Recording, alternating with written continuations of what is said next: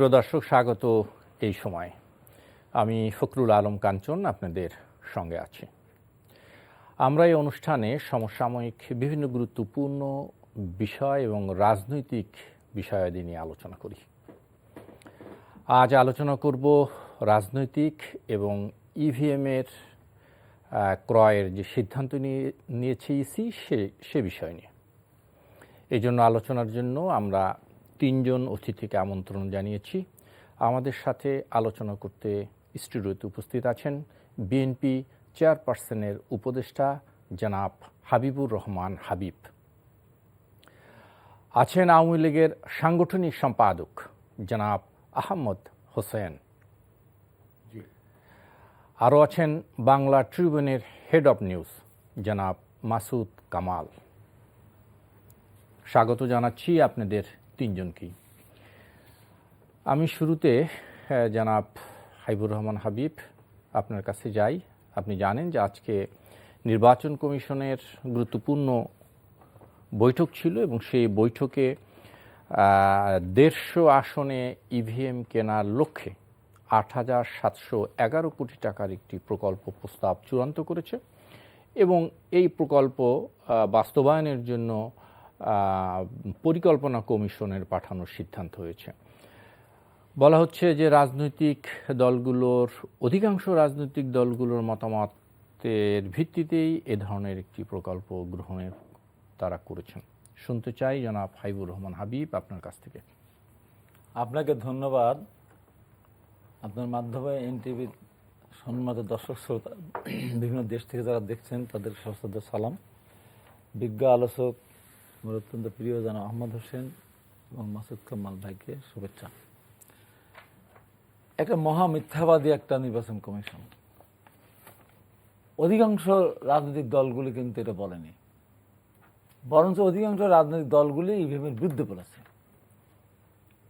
এবং এদেশের সুশীল সমাজ থেকে শুরু করে অধিকাংশ মানুষ তারা ইভিএমের পক্ষে না। এটা মহা মিথ্যা কথা বলছে একটা। আর তার চেয়ে বড় কথা, যেখানে দেশে আজকে কিচ্ছুতা সাধন করা হচ্ছে, আপনি ডিজেল কিনতে পারছেন না, বিদ্যুৎ উৎপাদন করতে পারছেন না, আপনি রেশনিং করে দিচ্ছেন, সেখানে আপনার এমন কি পেটে ব্যথা উঠলো যে আপনার প্রায় 9,000 কোটি টাকা আপনার ইভিএম কেনা লাগবে। ভোটে তো খরচ টাকা তো চুরি করার জন্য এটা পাঁচতারা। এর আগে একবার চুরি করছে না, ভারতের চেয়ে 11 গুণ বেশি দাম দিয়ে, আবার এটা পাঁচতারা করতেছে। মানুষ, বাংলার মানুষ কিন্তু সহ্য করে, অনেক সহ্য করে, চিরদিন সহ্য করে না। আর এই ভদ্রলোক সিইসি এবং বর্তমান যে কমিশন, সিইসি অসুস্থ, আসার পর থেকে না ওনার সিদ্ধান্তের বাইরে তার হবে না। অসুস্থ উনি হবেনই তো। উনি যত কথা বলেন, মানুষ অসুস্থ হতেই পারে, আমি এটা নিয়ে করবো না, আমি কথা বলবো না, তবে এত কথা মানুষ বলে নাকি? সিইসির কি এত কথা বলার দরকার? ওনার কিসের এত? ওনার একবার এদের ডাকে, একবার ওকে ডাকে, একবার সাংবাদিক ডাকে, একবার বিশ্ববিদ্যালয় শিক্ষক ডাকে, একবার রাজনীতি। কি পেয়েছেন উনি কি পেয়েছেন? বলবো এই ইভিএমের প্রত্যেকটি টাকা কিন্তু মানুষ পাই করে কিন্তু হিসাব নেবে। আসবো আপনার কাছে আবার। জনাব আহমদ হোসেন, ইভিএম কেনার সিদ্ধান্ত হয়েছে আগামী নির্বাচনে 150 শতাধিক আসনে, অনূর্ধ্ব 150 আসনে ইভিএম এ ভোটের লক্ষ্যে। তো যদি নির্বাচন কমিশনের প্রস্তাব আমি যদি এভাবে বলি, যেরকম হাবিব ভাইরা ইভিএম এর বিপক্ষে, অন্যান্য রাজনৈতিক দলগুলো ইভিএম এর বিপক্ষে, শেষ পর্যন্ত যদি ইভিএম এর ভোট না করার সিদ্ধান্ত হয়, তাহলে এই টাকাগুলো, এই প্রকল্পের এত টাকা কি হবে? আচ্ছা, আপনি বা আমি বা আমরা যেখানে আছি তিনজনই, হাবিব ভাই ছাত্রলীগের সভাপতি ছিলেন এবং বঙ্গবন্ধুর আদর্শের পুর খাওয়া মানুষ ছিলেন। আপনাদের সাথে ছিল? আমি তার সাথে ছিলাম। আমার কমিটির ভাইস প্রেসিডেন্ট, আমি তার সাথে ছিলাম। সহযোদ্ধা, আপনার সহযোদ্ধা হিসেবে রিকগনিশন দেন, এমন দিয়ে লাভ নেই। That chapter is closed. তার রাজনৈতিক বিচ্যুতি হয়েছে, আমার তার বিচ্যুতি হয় নাই। এখন কে শ্রেষ্ঠ, কে ভালো, কে উত্তম, এটাই বলতে পারবো না আদর্শিক দিক থেকে। তবুও তিনি ভালো মানুষ, যা শিখেছেন আমাদের ছাত্রলীগ থেকে, বঙ্গবন্ধুর আদর্শ থেকে শিখেছেন।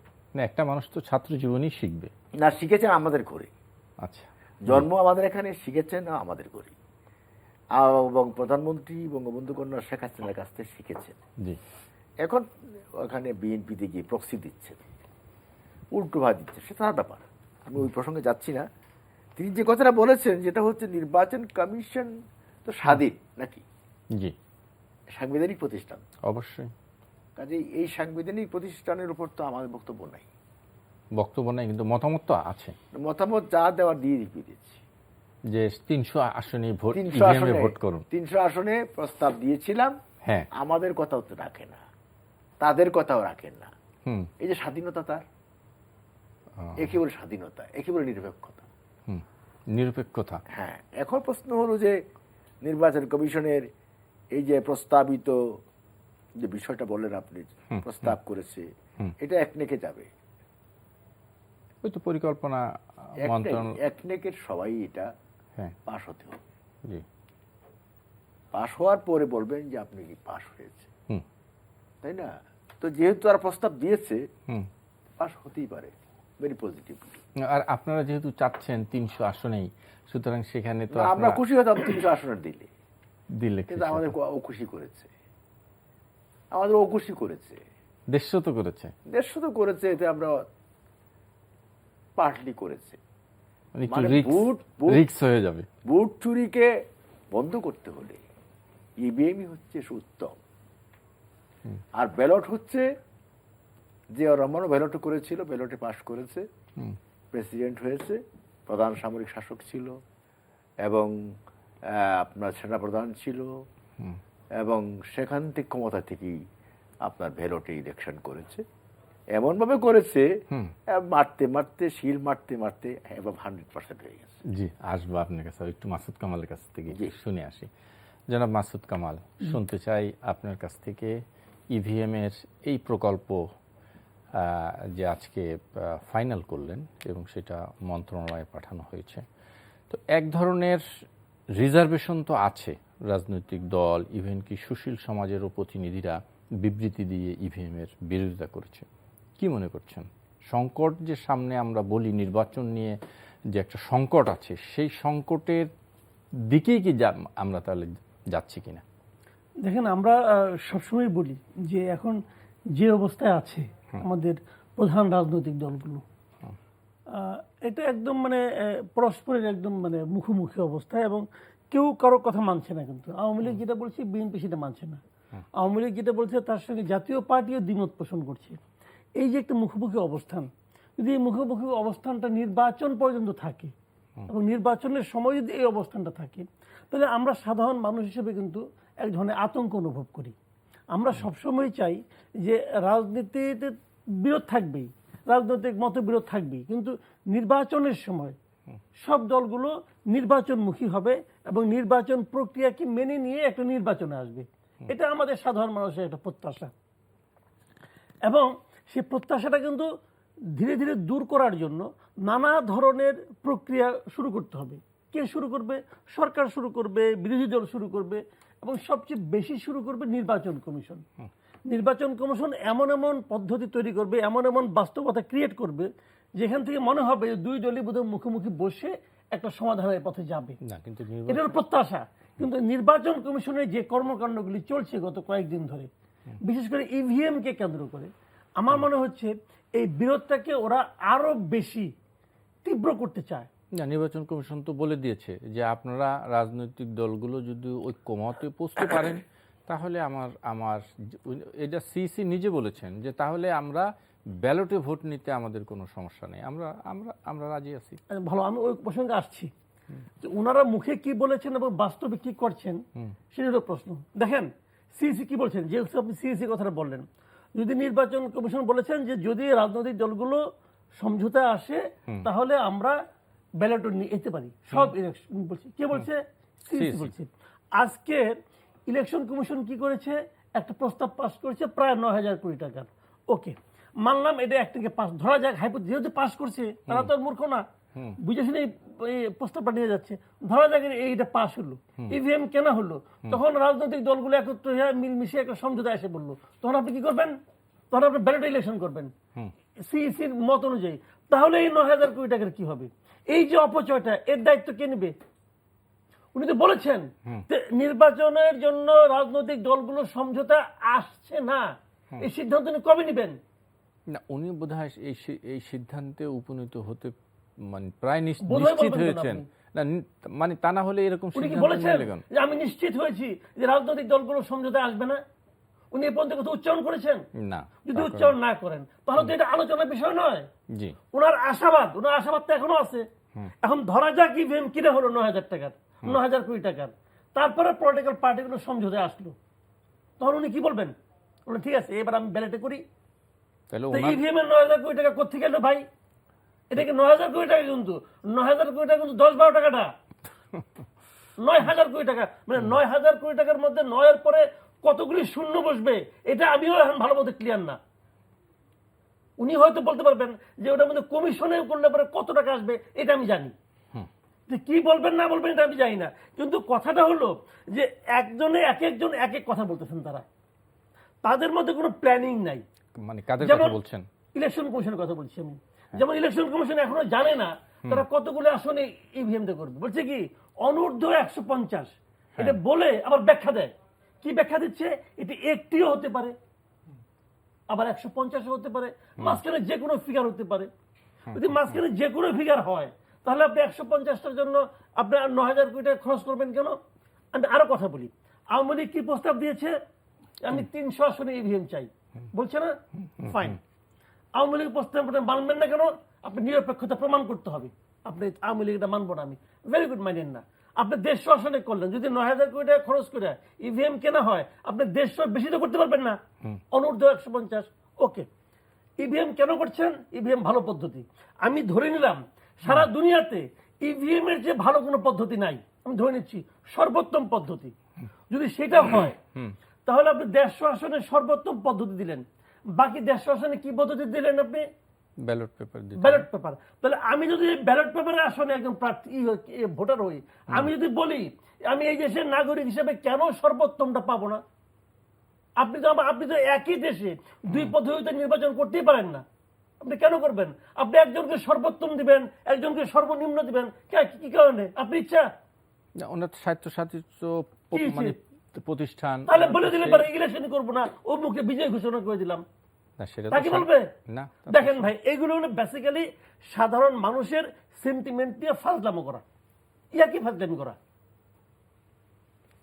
আমার মনে হয় যে আহমদ ভাই যদি ছোট্ট করে একটু বলেন তাহলে আমি একটু বিরতিতে যেতে পারি, একটু ছোট্ট করে একটু শুনি। আপনার কোশ্চেনটা বলেন। না, কোশ্চেনটা হলো এই যে মাসুদ কামাল যেটি বললেন যে একই নির্বাচনে দুটো পদ্ধতি প্রয়োগে আবার কোনো জটিলতা তৈরি হবে কি না। মাসুদ কামাল তো থিঙ্ক ট্যাঙ্ক, জাতির থিঙ্ক ট্যাঙ্ক। আমরা কিন্তু থিঙ্ক ট্যাঙ্ক না, আপনার রাজনৈতিক রাজনৈতিক কর্মী। আমরা ওরা মেটো বক্তা, মাঠে বক্তৃতা করি, মিছিলে স্লোগান দিই, ঘুরে বেড়াই। টকশোতে ডাকলে আপনি আসেন? দয়া করে ডাকলে আমি আসি। কাজে আমাদের কণ্ঠে তো থিঙ্ক ট্যাঙ্কের চিন্তা আসবে না। সে থিঙ্ক ট্যাঙ্ক হিসাবে অনেক কথা লিখতে পারে, বলতে পারে, ফ্রিল্যান্সার, এবং ইলেকশন কমিশন সম্পর্কেও অনেক কিছু বলতে পারে। কিন্তু ইলেকশন কমিশন শাসিত, আর মাসুদ কামালও ফ্রিল্যান্সার। স্বায়ত্তশাসিত না, ফ্রিল্যান্সার বললাম, স্বায়ত্তশাসিত আরো উপরে। আচ্ছা, একজন সাংবাদিক সকল শৃঙ্খল মুক্ত, তার বাক স্বাধীনতা অনেক বেশি। সে লিখে যাচ্ছে, বলে যাচ্ছে, তার কাজই হচ্ছে জাতিকে পথ দেখানো, পার্টিগুলোকে পথ দেখানো, থিঙ্ক ট্যাঙ্ক। আর আমরা তাদের থিঙ্ক ট্যাঙ্ক থেকে যা কিছু আহরণ করতে পারি সেই ভিত্তিতে আমরা বক্তৃতা করি, আর কিছু না। এখন ইলেকশন কমিশন যেহেতু স্বাধীন, এটার উপর বেশি ক্রিটিসিজম করতে গেলে আমার সীমাবদ্ধতা অতিক্রম হয়ে যাবে। হয় পক্ষে বলতে হবে না বিপক্ষে বলতে হবে। পক্ষে বললে বলবেন তাহলে বোধ হয় ইলেকশন কমিশন সরকারের আজ্ঞাবহ, আর বিপক্ষে বললে বলবেন না তাহলে বোধ হয় আওয়ামী লীগ তাতে খুশি না, তাহলে নির্বাচন কমিশনের বিরুদ্ধে আওয়ামী লীগ বা গভর্নমেন্ট বিরুদ্ধে। কাজে এই বিষয়টা নিয়ে নির্বাচন কমিশনের যেহেতু একটা স্বাধীন, তার কর্মকাণ্ডের উপর আমার নিজস্ব কোনো অপিনিয়ন নেই। স্বাধীন থাকুক, ত্রুটি বা ভালো মেরিট ডেমেরিট সেগুলো তারা বলতে পারে, কিন্তু তাদের কর্মপদ্ধতির উপর আমার কোনো বক্তব্য নেই। আমার মনে হয় জনাব ফাইবুর রহমান হাবিব, আপনি দুজনের কথাই শুনছেন, আপনার কথা শুনতে চাই। না, আমার কথা খুব স্পষ্ট। হুম। অত্যন্ত সিনিয়র সাংবাদিক মাসুদ কামাল সাহেব যে কথাটা বলেছেন, একই দেশের মানুষ আমরা, কেউ ইভিএমে ভোট দেবে, কেউ ইভিএমে ভোট দেবে, এটা হয় না। না, এখন যদি সক্ষমতা আমাদের হতে পারেন, দরকার কি তাহলে? সক্ষমতা যদি কম থাকে, দরকার আমাদের কি? যদি লিমিটেশন থাকে, আমি আমি আমি আমি ধরেন আমি ইভিএমে ভোট দিতে পারবো না, ধর মেনেই নিলাম উন্নত পদ্ধতি, যদি এটা সারা পৃথিবীর উন্নত দেশগুলো এখান থেকে সরিয়ে আসছে, এটাকে ম্যানিপুলেট করা যায়। যে কারণে আমি বলছি, তর্কের খাতিরে বলছি, সবচেয়ে উন্নত পদ্ধতিতে আমি কেন ভোট দেওয়ার থেকে আমি বঞ্চিত হব? এক দেশে দুই রকম সিস্টেম হতে পারে না, প্রথম কথা। দ্বিতীয়ত উনি আরেকটি কথা বলছেন যে এখন তাহলে উনিকে ধরেই নিয়েছেন, সমাজ তো হবে না, 6 বছর আগে ধরে নিয়েছেন উনি, হবে না আমি ইভিএম কিনবো। এই যে সিদ্ধান্তটা নিলেন, এটা উনি নিতে পারেন না। আর স্বাধীন কমিশন বলে এর আগে ওনাকে শ্বশুর বাড়ির সম্পত্তি বিক্রি করে এ নামতেছে, বাবার বাড়ির বললামই না, শুনতে খারাপ লাগে। শ্বশুর বাড়ির সম্পত্তি তার বিক্রি করে নিয়ে ইভিএম কিনতেছেন না। জনগণের টাকা দিয়ে ইভিএম কেন অধিকার ওনাকে কেউ দেয়নি, কেউ দেয়নি। এবং বলো ইভিএম এ লাথি মারো, ব্যালট পেপার কায়েম করো, এটা হবে স্লোগান। আমরা দেশ স্বাধীন করেছি তখন ইভিএম এ ভোট করে, ব্যালটও সিল দিয়েই তো আমরা দেশ স্বাধীন করেছি, সেই ভোটে জিতেই তো আমরা দেশ স্বাধীন করেছি। তো এখন ইভিএম কেন দরকার? ঠিক আছে, 150 টাকা না, ভুল করছে, 151টা করা হচ্ছিল, বুঝলি, সরকার গঠন করা যায়। জি, মানে কোনো মতো 150টা জিতবে আর একটা তো যেগুলো যাতে পাবে, এই হিসাব করে 151টা করছে, এই তো। ওই ফর্মুলা এবার হবে না। জি, আমার ভাই আহমদ হোসেন স্বপ্ন দেখতেছেন যে ওই যে আমরা লুডো খেলতাম না, হ্যাঁ, লুডো খেলে এরকম ফেলে দিলে ছক্কা 6, তো 2 বার 6 হলে বারে 2টা গুটি বাড়ায়, আর 3 বার হলে পচে যায়। তো আমলি একবার 153টা মারছে 106, জনগণকে ধোকা দিয়ে, আর 6 মারছে 2018 সালে। হ্যাঁ, এইবার যদি আর 6 মারতে চাতে যাবে পচে, এইবার গুটি বেরো হবে না, হ্যাঁ, ওই ছক্কা কাজেও লাগবে না, এবং চিরদিনের জন্য না হলে অনেক দিনের জন্য আওয়ামী লীগকে কিন্তু এদেশের মানুষের সামনে দাঁড়ানোর সাহসটা তারা হারাই ফেলবে না, শুধু দাঁড়াতে পারবে না বহুদিন, আমি এটা বলে দিচ্ছি। অতএব ছক্কা মারতে যায় না, ইভিএম বাদ দেন, নিরপেক্ষ নির্বাচনের ব্যবস্থা করে জনগণের ভোটের প্রয়োগের ব্যবস্থা করেন। ইভিএম তার ওনরা করছেন না, তারা ওনরা করছেন চাইতে চাইতে উনারা পারে তো উনারা বলেছেন তো 300টা উনি চেয়েছেন না, চাইতে পারে, এটা তো চাইতে পারে, মানে কি এটা চাবে কেন? না, দেশের এটা মানুষ- আমার না, না, আমি চাওয়া আমি না। রাজনৈতিক দল উনি তো হিসেবে সরকারি আমি দল। যদি একটি সর্বোচ্চ হ্যাঁ, উনি তো সরকারি দল, হুম, সরকারি দল তো উনি 330 সরকার যাব, উনি এই নির্বাচন কমিশন তো সরকারের আজ্ঞাবহ, তারাই তো বানিয়েছে নাকি? হুম, না, ওনরা কি? বানায়নি, কে বানাইছে? সার্চ কে কমিটি বানাইছে? হয়েছে, কিসের search committee? Search committee search committee, দিয়ে যে কমিটি তারপরে এই যারা একটা একটি নমিনেশন প্রক্রিয়ার দিতে পারে না, একটা সেই প্রক্রিয়ার সমস্ত মাধ্যমে দলগুলি একটা সিট দিয়ে তাদের কথা মতো তো সব নামগুলি আসে। এসব নাটক মানুষ বোঝে না, সব নাটক সবসময় তো ঠিক না। যে এই আহমেদ ভাই আপনি না, কিছু উনি বলুন। বলেছেন, হাবিব ভাই বলেছেন স্বপ্ন, আমাদের স্বপ্ন। হুম, হুম, পৃথিবীতে দুটো শব্দ আছে, স্বপ্ন আর দুঃস্বপ্ন। হুম, আওয়ামী লীগ হচ্ছে স্বপ্নের পার্টি, হুম, আর বিএনপি হচ্ছে দুঃস্বপ্নের পার্টি। ওনরা মাঝে মধ্যে স্বপ্ন দেখবেন না। না, দুঃস্বপ্নের পার্টি। দুঃস্বপ্ন হচ্ছে নেশাকার করো, দুঃস্বপ্ন হচ্ছে অ্যানার্কিজম করো, দুঃস্বপ্ন হচ্ছে জামাত উগ্রবাদকে সাথে নিয়ে 71-এর খুনি বঙ্গবন্ধু কিরাজদেরকে নিয়ে যা ইচ্ছা তাই করো, মানুষ খুন করো, হত্যা করো, আওয়ামী লীগকে খুন করো এবং প্রধানমন্ত্রী শেখ হাসিনাকে হত্যার চক্রান্ত করো। এটা হচ্ছে দুঃস্বপ্নের পার্টি। না, কিভাবে আপনি এই যে দুটো ইলেকশন মানে আপনারা করলেন, সেই ইলেকশনে তো আচ্ছা কাঞ্চন ভাই, গত ইলেকশনে যেটা হলো, কাঞ্চন ভাই, আমি বলছি না কিছু, আপনি আমার কথা বলতে দেন। আচ্ছা, আপনি ভালো উপস্থাপনা করেন, আমি কথাটা বলতে দেন। যেটা হলো যে আমাদের সামনে দুটো পথ খোলা আছে। জি, একটা হচ্ছে সংবিধানকে সাসপেন্ড করা, হ্যাঁ, আর একটা হচ্ছে সংবিধানকে প্রমোট করা, আপহোল্ড করা।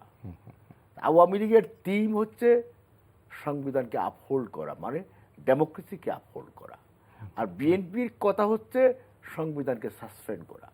সংবিধানকে সাসপেন্ড করলে দেশ আবার অন্ধকারে চলে যাবে, তারা একটা ধরেন এটা কি বলো, তারা একটা কিছু ইন্টারভেল চাচ্ছে, এই যে বললো নিরপেক্ষ নির্বাচন, এই যে আন্দোলন করতেছে, এই আন্দোলনের উদ্দেশ্যটা কি, লক্ষ্যটা কি? রিজিগনেশন দিতে হবে, গভর্নমেন্টকে রিজাইন করতে হবে, সরকারকে পতন করতে হবে। হ্যাঁ, তাই তো করবে। যারা বিরোধী দল থাকবে সেই দলের, সরকারি দলের ভুল ত্রুটি সামনে এনে একটি দলের, জিয়াউর রহমানের মধ্যে যদি পতন করাইতে চান, জিয়াউর রহমান যখন বিসমিল্লাহির রহমানির রহিম আমি আসলাম এই আওয়াজ দিয়ে আসতে চান, তাহলে সংবিধান থাকবে না। আপনি জয় পরাজয় নির্ধারিত হবে নির্বাচনের মধ্য দিয়ে। এটা হচ্ছে ডেমোক্রেটিক প্রক্রিয়া, আপনাকে এই পথে আসতে হবে। না, সেটা তো বলছে যে একটি তত্ত্বাবধায়ক বা নিরপেক্ষ সরকারের এটা তো অধীনে মোরে সাফ হয়ে গেছে। নির্বাচন দিন। না কাঞ্চন ভাই, দে আর রং, দে আর নেভার কারেক্ট। যেটা মোরে পচে গেছে, সমাধিস্থ হয়ে গেছে, আপনি যে সমাধিস্থটাকে আপনি কীভাবে আপনার আইসিইউতে নিয়ে আবার আপনার জান দেবেন, প্রাণ দিবেন, এটা কি সম্ভব? এটা এখন সংবিধানের অংশ হয়ে গেছে। সুপ্রিম কোর্টের রায়টা এখন সংবিধানের অংশ হয়ে গেছে।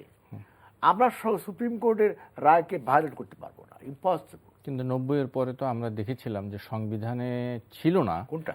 আওয়ামী লীগ হচ্ছে মাঠে চ্যাম্পিয়ন, রাজপথে চ্যাম্পিয়ন, নির্বাচনেও চ্যাম্পিয়ন। আওয়ামী লীগ এই ভোটারবিহীন নির্বাচন করেছিল 96 সনে, 15 দিন পরেই পতন ঘটে গেছে। আওয়ামী লীগ হচ্ছে আন্দোলনের পার্টি, রাজপথের পার্টি। আওয়ামী লীগের নেতা হচ্ছে শেখ হাসিনা। তিনি যা পারেন বিএনপির পক্ষে সেটা করা সম্ভব? বিএনপির আত্মা, বিএনপির প্রাণ বোমারা হচ্ছে জামাত। ওই প্রাণ বোমারের জামাত নিয়ে, এই প্রাণ বোমারা দিয়ে কোনদিন বাংলাদেশে আপনারাও তো ছিলেন এক সময় জামাতের সাথে, আন্দোলনের সাথে। জামাতের সাথে আনুষ্ঠানিক করে বৈঠক আমার ছবি দেখাতে পারবেন? কতবার দেখান না। আমি মিছিল করে যাচ্ছি, আমাকে ফলো করে যদি আপনি অন্য জায়গায় মিছিল করেন, সেখানে আমার করার কিছু নাই। বলা হয় যে আপনি কি মনে করেন দোয়া নিয়েছিলেন বাংলাদেশে আওয়ামী লীগ কি মৌলবাদী পার্টি? আপনি কোন ডেমোক্রেসি চান? মৌলবাদী ডেমোক্রেসি না ধর্মনিরপেক্ষ ডেমোক্রেসি? কোনটা চান? পাকিস্তানি ডেমোক্রেসি, পাকিস্তানি ভাবতারা ডেমোক্রেসি। ডেমোক্রেট বলছে পাকিস্তানি ভালো ছিলাম, পাকিস্তানি ভালো ছিল, মানে বাংলাদেশ থেকে পাকিস্তান ভালো ছিল। পাকিস্তানের মির্জা ফখরুল, পাকিস্তানেই বিএনপি ফিরে যাক, একা থাকা দরকারটা কি? জি, একটু মাসুদ কামাল কাছ থেকে শুনবো। হাবিব ভাই কিছু বলতে চাচ্ছেন? না, আমি বলতে চাচ্ছি পাকিস্তানের কথা বলে, এখন তো ভোটটা হচ্ছে জেলা পরিষদের। এটা কোন কোন কোন দেশের গণতন্ত্র? মৌলিক গণতন্ত্র কার গণতন্ত্র? আইয়ুব খানের গণতন্ত্র না, সেটা হচ্ছে কিন্তু এত বছর না, এটা হতে পারে না তো। জেলা পরিষদের ভোট হচ্ছে আপনার ইউনিয়ন কাউন্সিল চেয়ারম্যান, মেয়র দিয়ে তারা নিজেরাই ভোট চুরি করে, ভোট ডাকাতি করে তারা হয়ে আসছে, ম্যাক্সিমাম, সব না। তারাই আবার এখানে আবার নিজের ভোট করতেছে।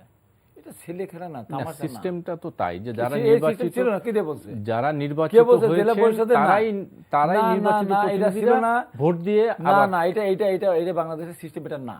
ওটা আইয়ুব খানের মৌলিক গণতন্ত্র, ওই প্রেসিডেন্ট বানাতে বিডি ভোট ওই মেম্বারদের দিয়ে, সেই গণতন্ত্র ফিরে গেছে, মৌলিক গণতন্ত্র ফিরে গেছে। আইয়ুব খান কবর থেকে হাঁস গেছে, সাব্বাস আওয়ামী লীগ, আমি যা পারি নাই পরিপূর্ণ করতে, তোমরা তাই করে দিলে আমাকে। জি, জনাব মাসুদ কামাল, দুটো বিষয় এসছে, আমি আপনার কাছ থেকে শুনবো। সেটা হচ্ছে এই যে ইউনিয়ন জেলা পরিষদ নির্বাচনে ইতিমধ্যে 22 জন বিনা প্রতিদ্বন্দ্বিতায় নির্বাচিত হওয়ার পথে, একটি বিষয় আছে।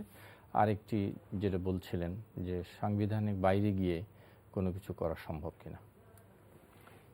সংবিধানের বাইরে যেতে হবে কি না হবে সেটা আসলে অন্য হিসাব, এবং সংবিধানের মধ্যে থেকেও কিভাবে কি করা যায় সেটা নিয়ে আলোচনা হতে পারে। এগুলো হচ্ছে আলোচনার বিষয় কিন্তু, তাই না? রাজনৈতিক একটা বিরোধ দেখা গিয়েছে। বিরোধটা কি নিয়ে? যে নির্বাচনকালীন সরকারের ক্যারেক্টারটা কি হবে, বিরোধ এটা নিয়ে নানাভাবে আলোচনা হতে পারে, এবং সে আলোচনা সংবিধানের মধ্যে থেকেও আলোচনা হতে পারে। কাজেই এটা আসলে আজকে থেকে 1.5 বছর পরে কি হবে এটা এই মুহূর্তে বলা কঠিন। তবে আমি আশা করি, আমি মনে করি, আমি একজন সাধারণ মানুষ হিসেবে মনে করি যে রাজনৈতিক দলগুলো গো ধরে থাকবে না, এটা আমার প্রত্যাশা। থাকা উচিত না, উভয়কে ছাড় দিতে হবে।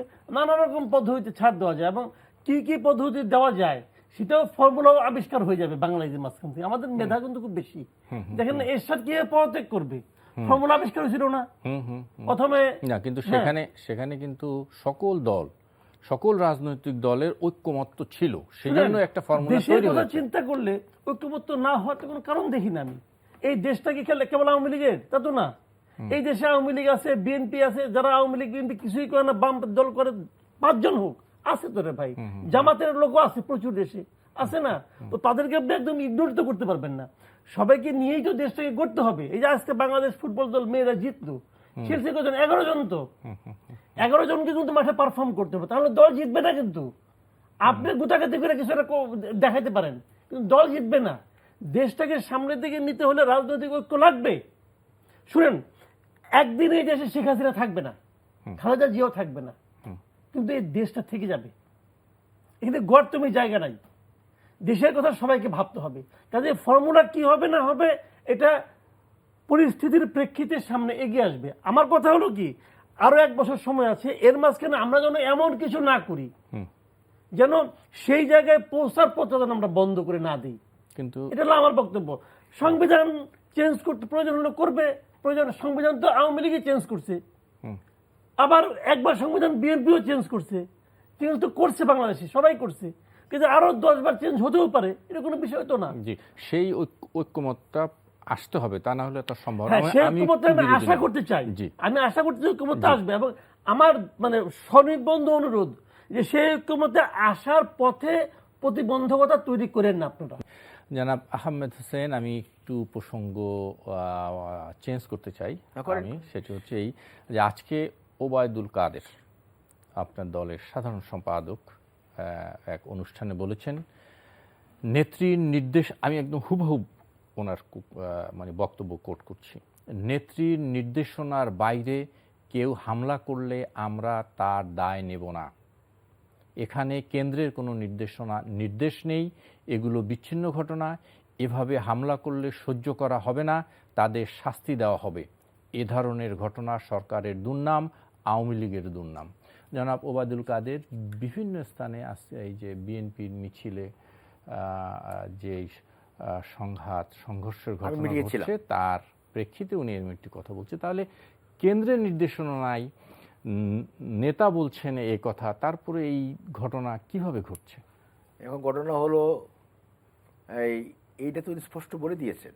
জি, এটাকে তো বিএনপি অ্যাপ্রিসিয়েট করা উচিত।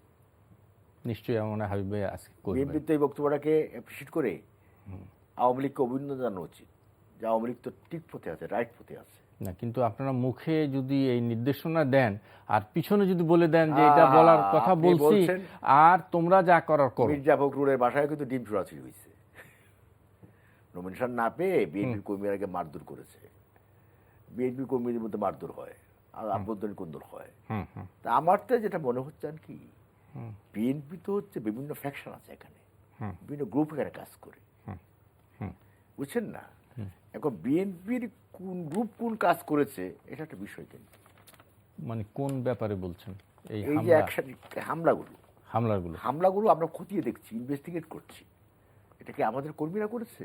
হ্যাঁ, অন্য কোনো থার্ড ফোর্স? কিন্তু আজকে পত্রিকায়, আমি নাম বলে দিই, প্রথম আলো সহ বিভিন্ন পত্রিকায় যে সমস্ত ছবি ছাপা হয়েছে তার নাম ডেজিগনেশন দিয়ে ছোট দাও, বড় দাও, যেটাকে রামদা বলে, হকিস্টিক বলে, আপনি দেখেছেন, সেটা নিয়ে তারা হামলা থেকে ফিরছে অথবা করতে যাচ্ছে, এরকম ছবি ছাপা হয়েছে। আপনার ইনভেস্টিগেশন তো আর বেশি দূর যাওয়ার দরকার নাই। আমি পত্রিকার ছবি দেখেছি, তারপরে তো ছবিটা লোকটা কে এটা আবার আইডেন্টিফাই করতে হবে না? তারা নাম পরিচয় দিয়ে দিচ্ছে, ডেজিগনেশন সহ, পদ পদবি সহ দিয়ে দিচ্ছে। পদ পদবি সহ হইলে স্বরাষ্ট্রমন্ত্রী ভালো বলেছেন, আমরা এটা খতিয়ে দেখব কে করছে, কারা করছে, যদি সে আমার পার্টির লোক হয় তার বিরুদ্ধে ব্যবস্থা গ্রহণ করব। আজকের পার্টির জেনারেল সেক্রেটারি তো স্পষ্টই করে দিলেন, ইটস এ ওয়ার্নিং। এটা তো ওয়ার্নিং দিয়েছেন কিন্তু, এবং পার্টি স্ট্যান্ড ক্লিয়ার করে দিয়েছেন যে আমরা ভায়োলেন্সে বিশ্বাস করি না। এখন আমরা ফ্রি জোন ছেড়ে দিলাম বিএনপির কাছে।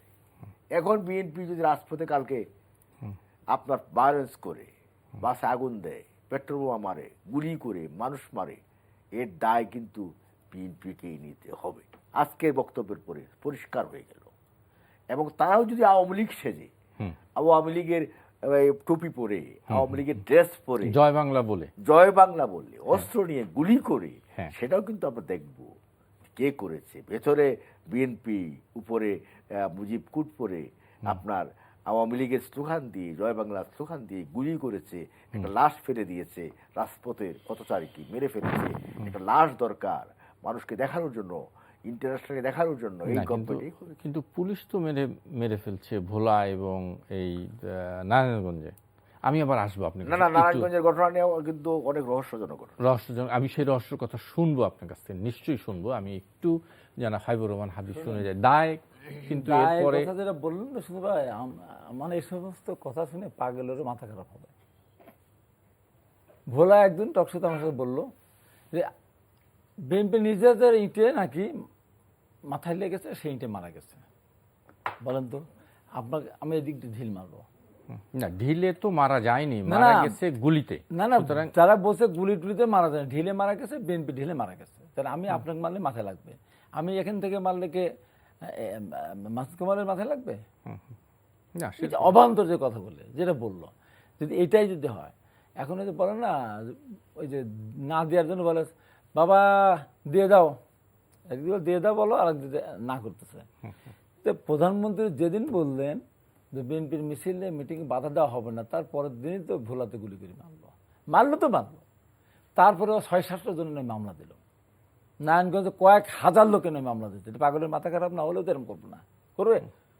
তাবি দেওয়ালকে মারলো, একটা ভদ্র ছেলে, জনতার মেয়র বলে সবাই ডাকে তাকে নৃশংসভাবে যেভাবে তাকে মারলো।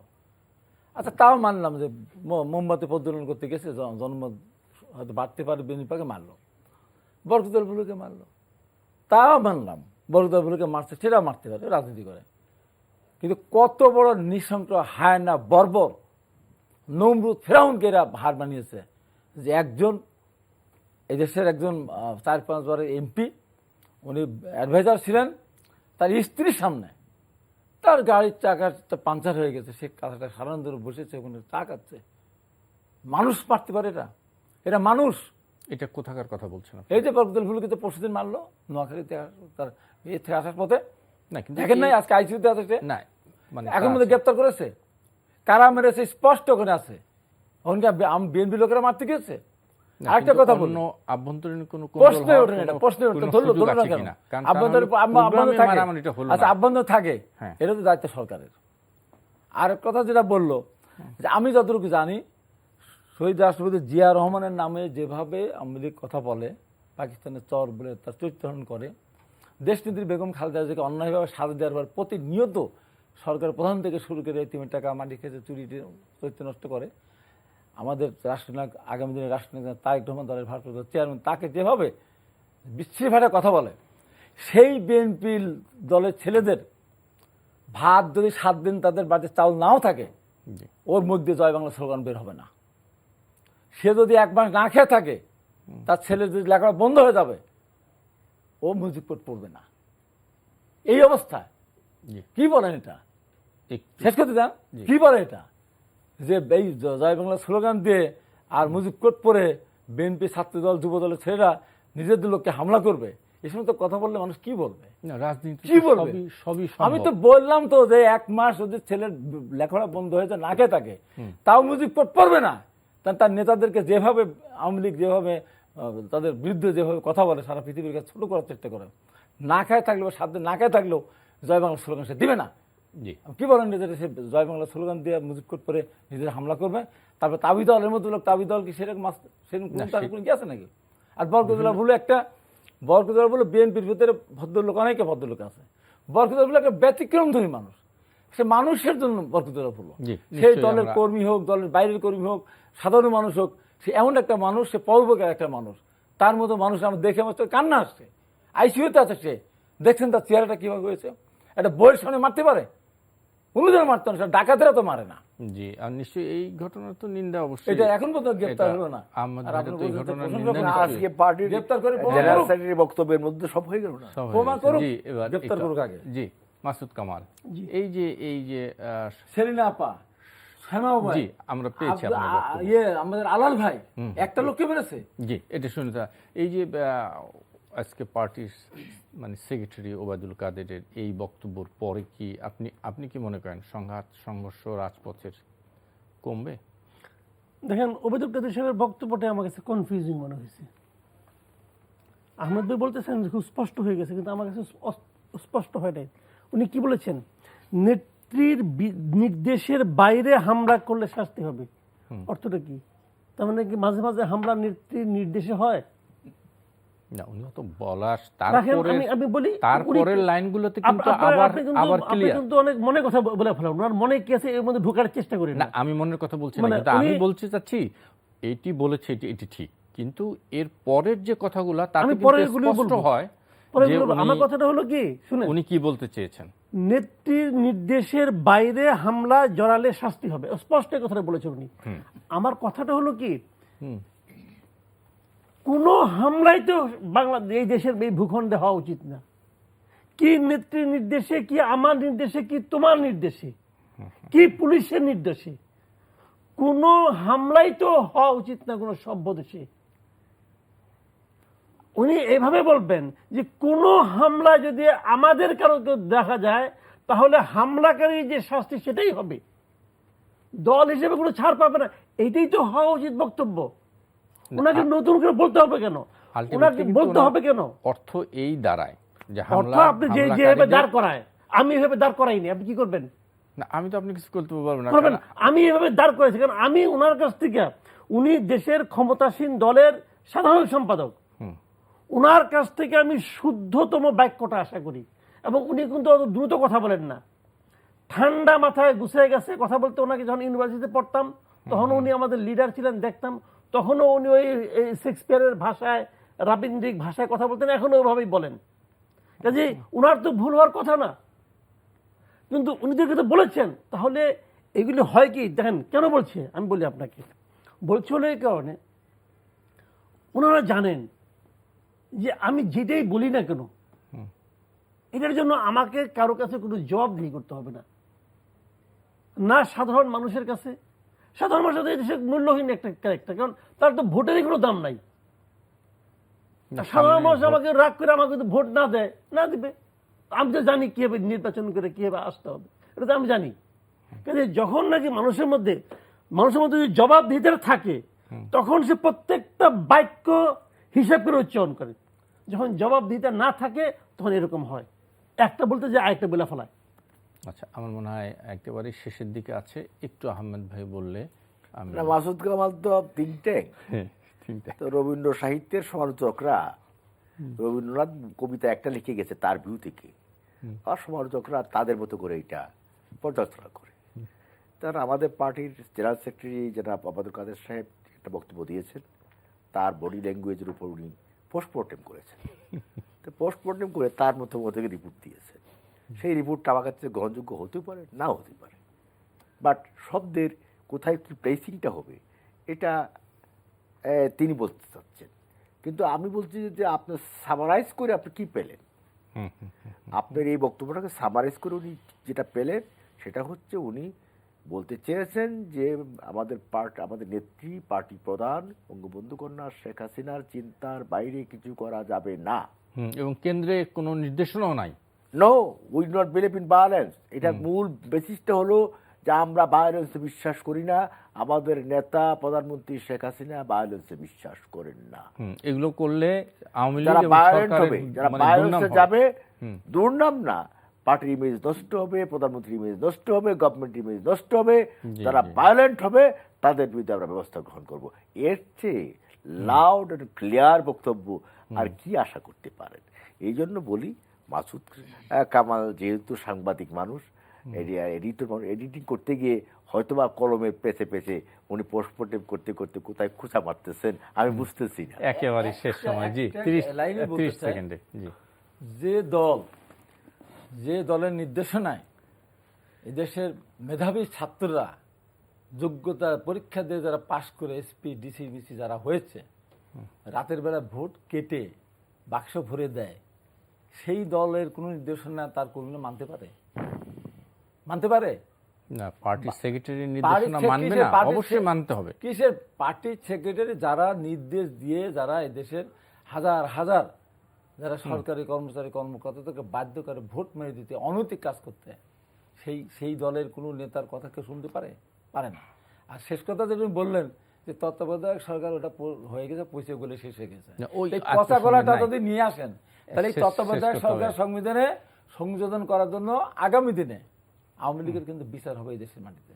উনি অসাংবিধানিক বা অনির্বাচিত কাউকে দিয়ে কেন ওনার তত্ত্বাবধায়ক সরকার ওনারা সেই সময় সৃষ্টি করতে বাধ্য করেছিলেন, বা বেগম খালেদা জিয়া সম্মান দিকে সংযুক্ত করেছিলেন।